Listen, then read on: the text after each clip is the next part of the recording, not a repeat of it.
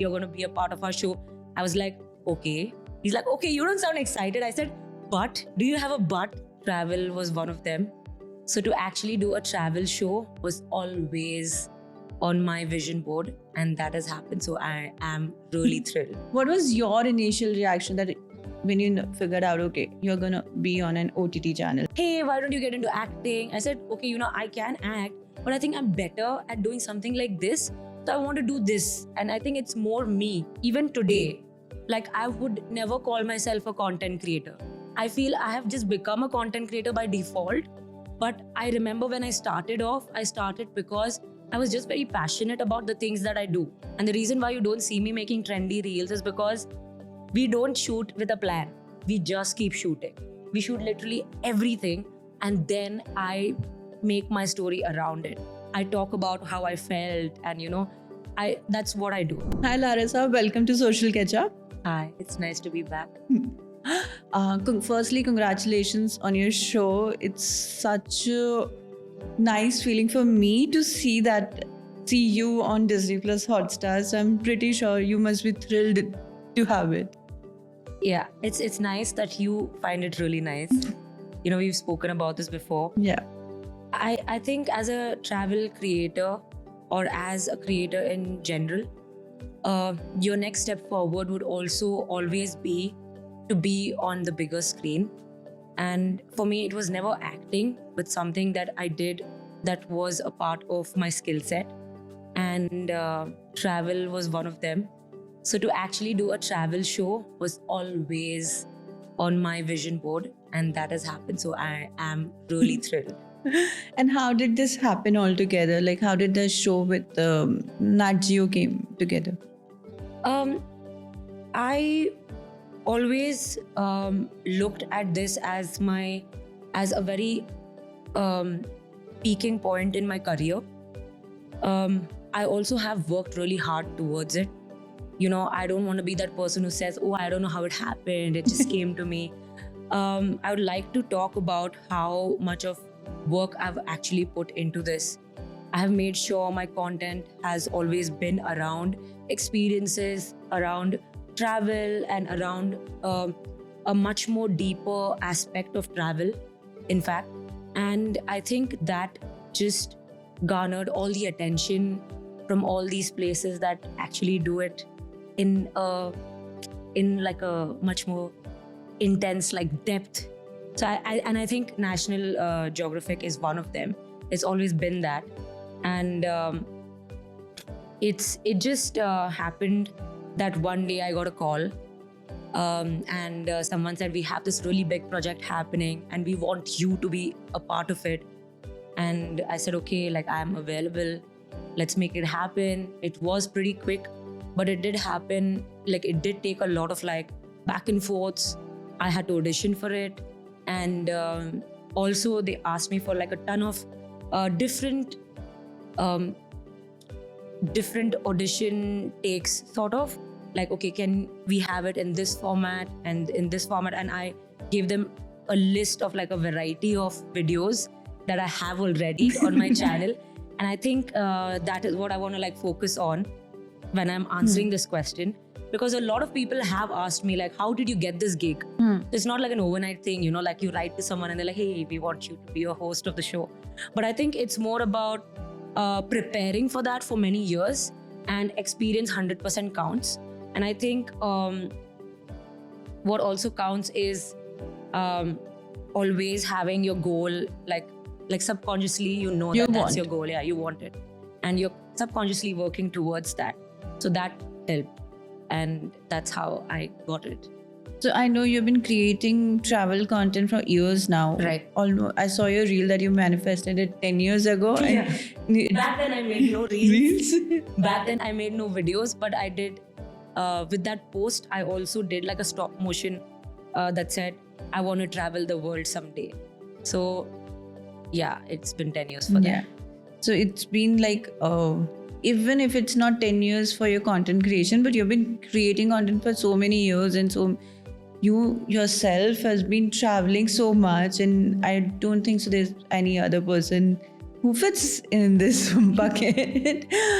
What was your initial reaction that when you figured out, okay, you're gonna be on an OTT channel now, anybody who is gonna look for Larissa on Disney Plus Hotstar, they're gonna find you. It's very surreal, to be very honest. I feel I've still not digested that fact, and I am still like living in denial about this whole me being on an OTT platform. And it had always been this, people have told me about, hey, why don't you get into acting? I said, okay, I can act, but I think I'm better at doing something like this, so I want to do this. And I think it's more me than doing a character. So I'm very thrilled at the moment, and it's kind of sinking in slowly. It's just that I want to do more of this, and I just want to say, like, this is not the end, and there's going to be so much more of like travel shows, anything around travel. We'll get to that when I say anything around travel in the later half of the interview. I'll give you some hints. I'm waiting. I'm waiting. Yeah. But I know for a fact that so I've followed your journey through and through. And like last time when we met, I told you as well, I've been following you when you used to paint you painted the first house, and you were doing more artsy work. Right.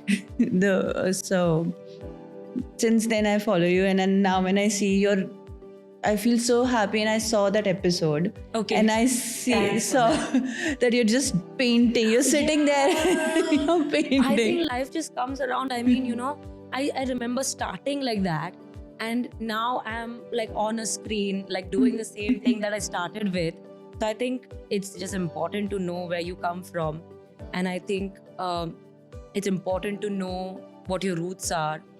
Somewhere along this journey, you also need to be so grounded to know that this is where you came from and this is who you are. And I think keeping that intact is what's important. Okay. And when you signed up, it was told that you were going to travel to Meghalaya for this. And have you traveled to Meghalaya before the show? No, I haven't. Okay. So it was my first time. I have traveled to 2 other places in the Northeast. So Meghalaya, I always wanted to. In fact, I was literally planning a trip to Meghalaya, and this came along. And I was very happy, excited.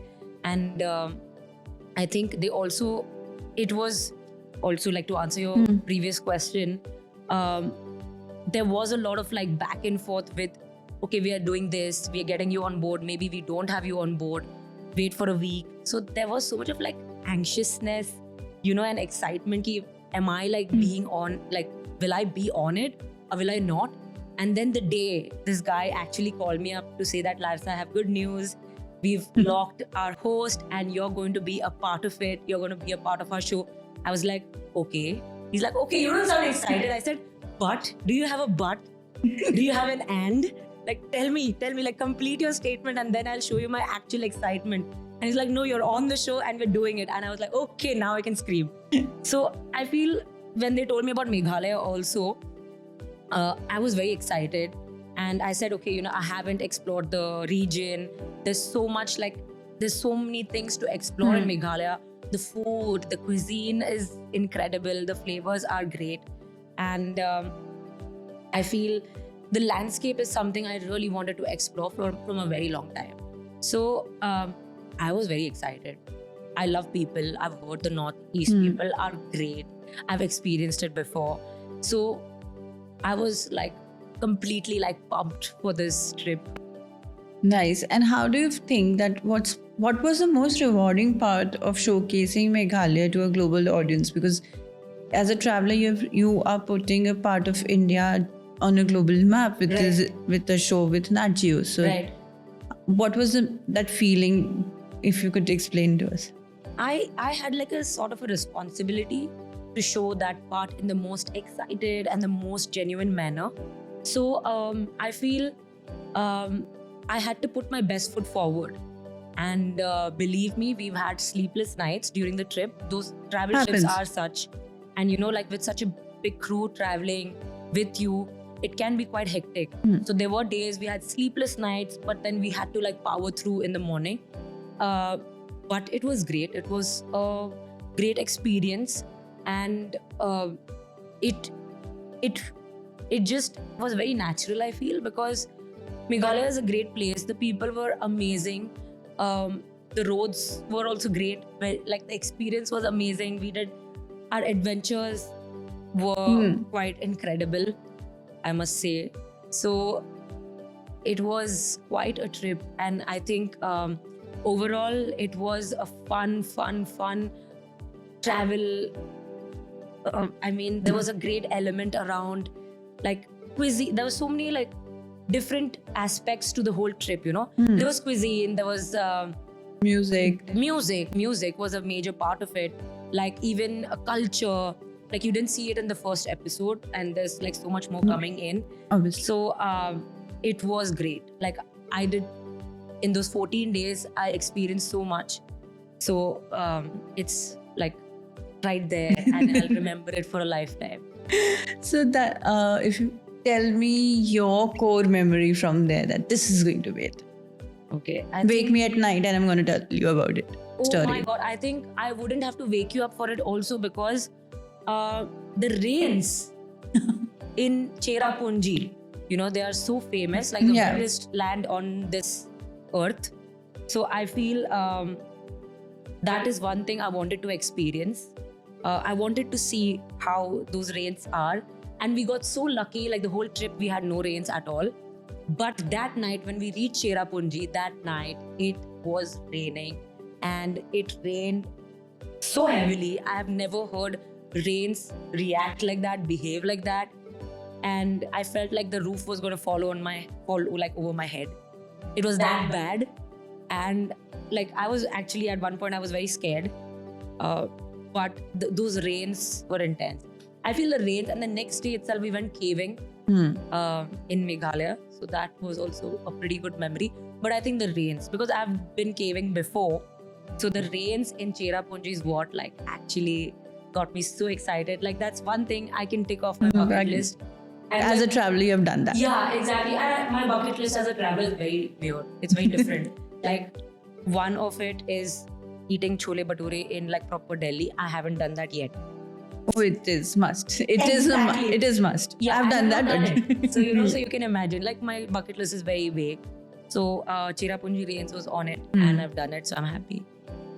Okay, so I know that you're very adventurous. You have clearly mentioned it through the episode as well, and you mentioned it through your reels all these years as well. Yeah. So tell me, what's the most adventurous thing you did there? I think I wouldn't count anything as the most adventurous thing, because everything I did there was something I had done before also. But we did the caving. The caving expedition that we had in Cherrapunji was pretty good. It's caving is an experience people should really like take up if they're in Meghalaya.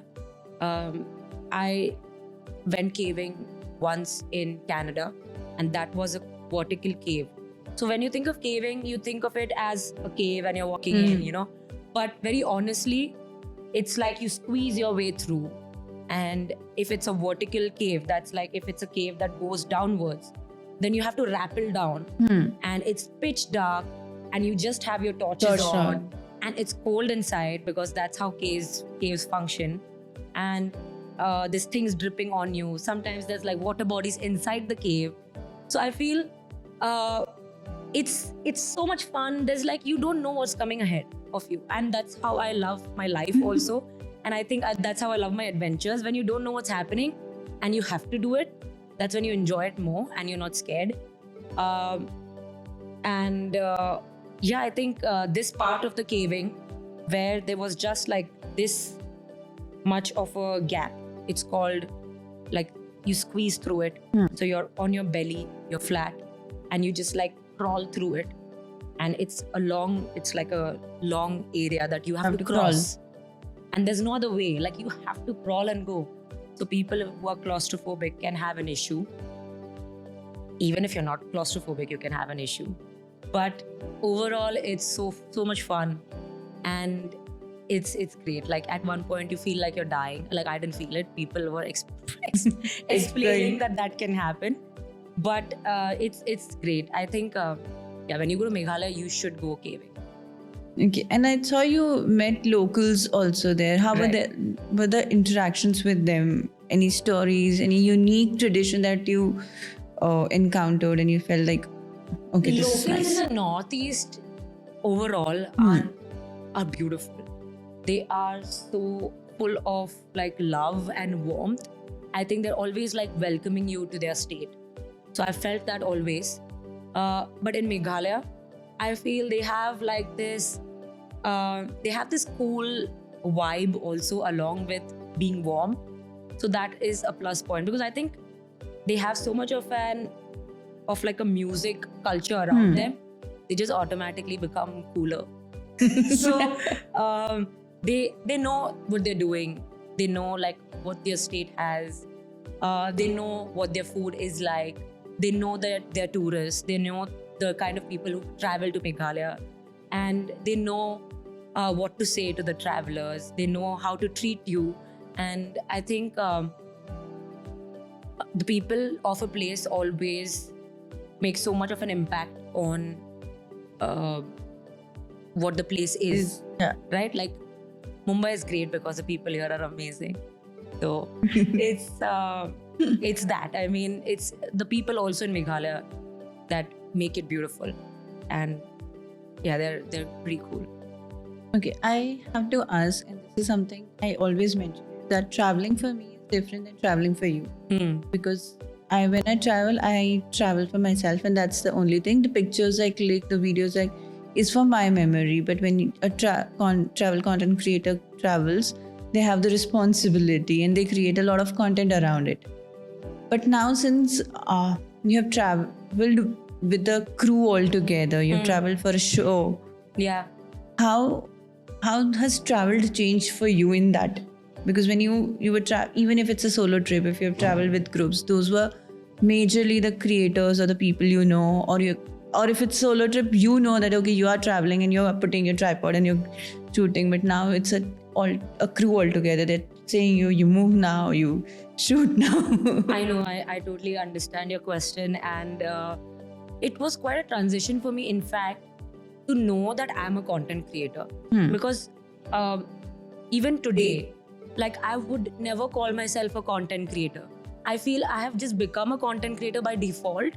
But I remember when I started off, I started because I was just very passionate about the things that I do.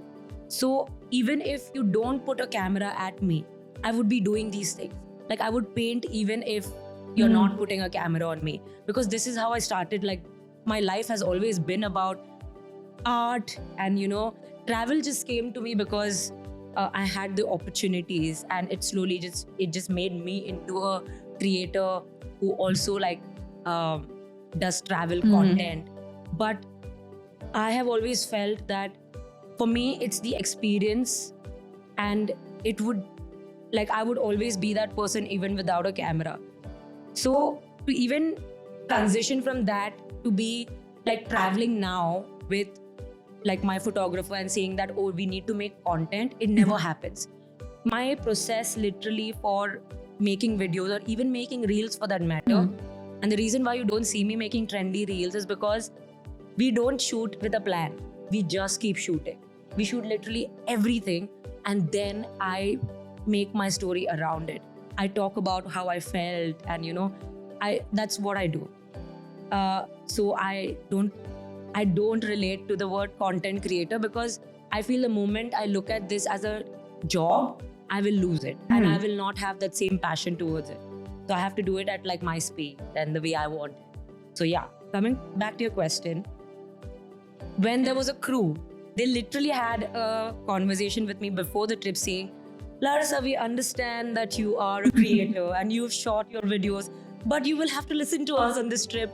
And I said, I am preparing myself like completely to just listen to you. I'm not going to be saying anything. And I was just praying that the production is good. And I believed in Nat Geo. I mean, obviously.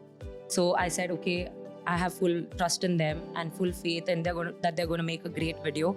And they did. and they shot it so well. Like from the first day itself, I kept looking at the shots they took. They made me look nice. They didn't take like weird angles, you know, where I look like an idiot. They were very particular that, okay, you know, and I learned so much from them. I learned so much from the production. I kept asking them so many questions so that I can go back and make my videos in that style, you know. So it was great. I mean, I learned a lot from the production, and it was great to for a change to listen to someone else, because otherwise I'm taking the calls, you know, always. Like I'm the one doing logistics, I'm the one doing hair and makeup, I'm the one doing my styling, I'm the one writing my script, I'm the one directing, and I'm the one doing my post-production. So I was like, oh, thank God you're making my content ready without me like doing like as much as I did before. And this is what I meant by, you know, you need to like work really hard to get where you want to get so that you feel like you deserve it. And there have been times where I don't feel like I deserve certain things, but when I had this, I can like totally like digest it and be like, okay, this is Why I a good asked time. you that was because a lot of time, no, what happens is we are so used to doing things our way, and when we have to, we are pushed, like we are pushed towards something that, okay, no, this is not what you have to do. Now you have to do what I'm saying. It's very difficult to get into that head that, okay, right now this is not my space. This is not the content that I'm going to create is not for my account. It's going to be for a different channel, a different show. Right.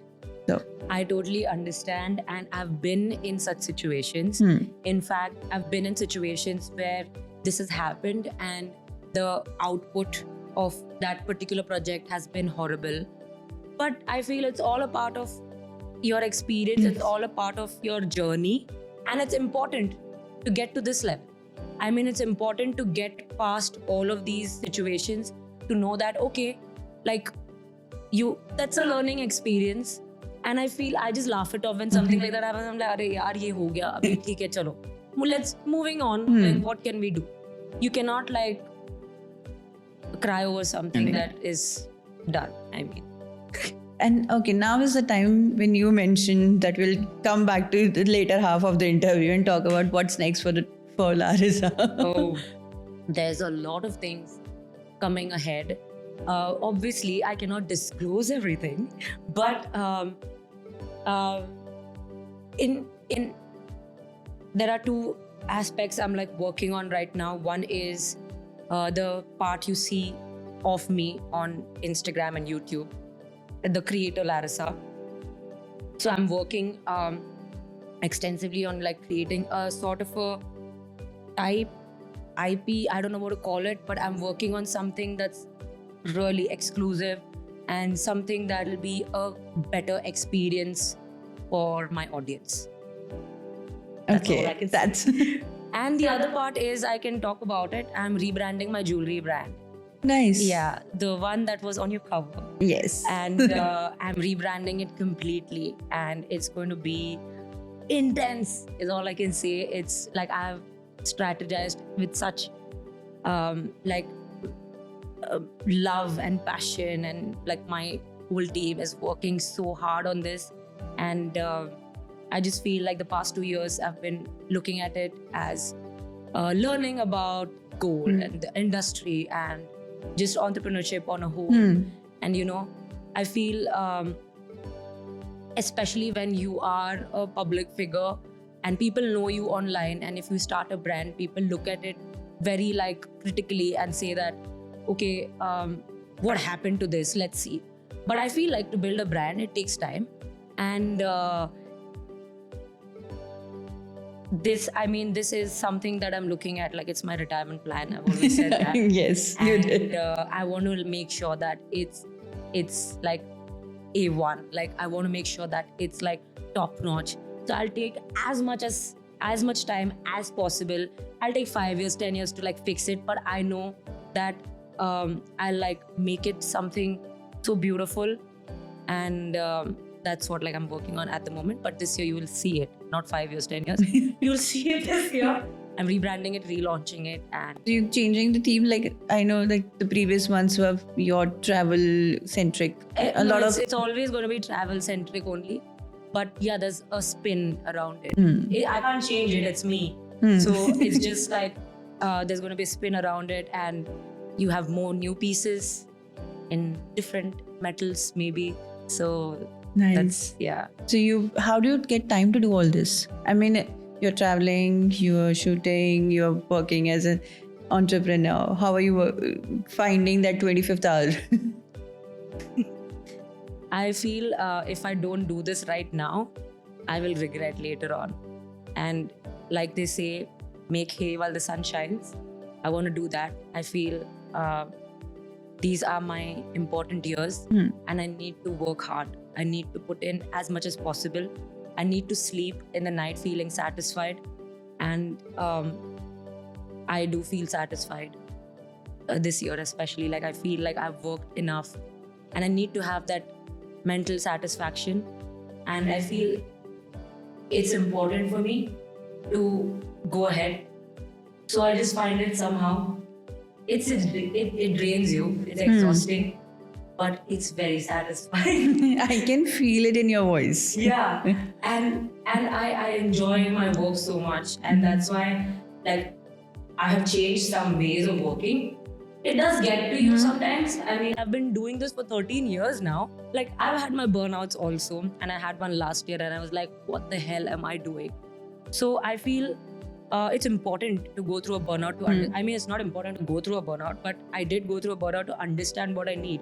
And I realized the moment I started looking at Instagram and YouTube as work is when it burned me out. And I think even if people are watching this who are new creators, who are doing this for a while and feel the burnout, I feel, we are in a very safe space right now, and we have not been told what the rules are on how to be on social media. So, I mean, take full advantage of that and make your own rules. I feel, firstly, get out of the rat race. Get out of like, oh, I want to do this. I want to make 10 reels in a month because everyone is doing. I feel just focus on quality. Focus on quality. Focus on quality, and focus on it so much that it cannot be unnoticed. And that's the mantra. Nice. With this, I wrap up my questions and asking you all things travel. Right.